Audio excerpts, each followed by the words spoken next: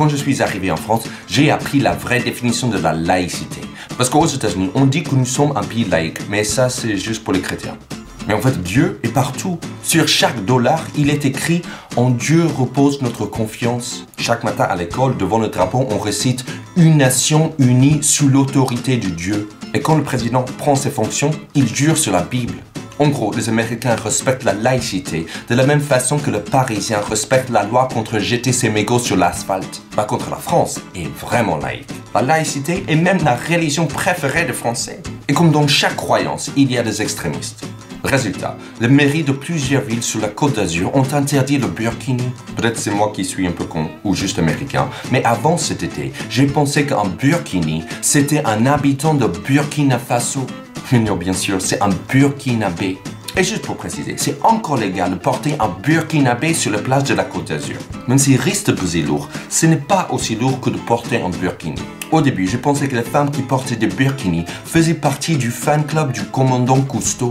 Mais non, elles sont plus fans du grand Dieu que du grand bleu. Cette loi contre le burkini a été adoptée dans un souci de libérer la femme d'une religion patriarcale. Comme ça, elles ont juste à obéir à un gouvernement patriarcal. Mais si on voit ces femmes comme des victimes, pourquoi c'est elles qui risquent de recevoir un PV? Créer une loi contre le burkini avec le but de libérer une femme, c'est aussi logique que créer une loi contre le cocard avec le but de sauver une femme battue. Mais bien sûr, il y a plein de femmes qui ont choisi le voile.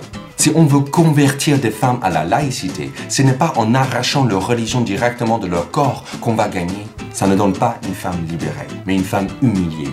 Après, on s'étonne qu'il y ait des musulmans ici en France qui ne se sentent pas forcément chez eux. La vraie laïcité implique que non seulement les croyances ne se mêlent pas du gouvernement, mais aussi que le gouvernement ne se mêle pas des croyances de ses citoyens. Après plusieurs semaines et pas mal de pression des organisations de droits civiques, finalement, il y a quelques villes qui ont retiré cette loi. Finalement, cette loi, c'est un peu comme une blague raciste. Même si tu te retractes en disant que c'était juste pour déconner, ça révèle quand même combien de racistes il y a dans la salle.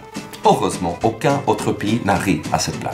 Selon un sondage, plus de 60% des Français sont opposés au port du burkini sur les plages. Maintenant, on sait que si Donald Trump ne gagnait pas aux États-Unis, il a une chance de gagner en France l'année prochaine.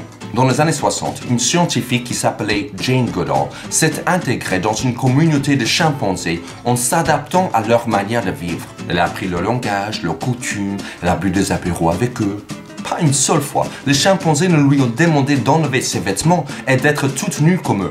Si les chimpanzés sont arrivés à le faire, nous aussi, on peut y arriver.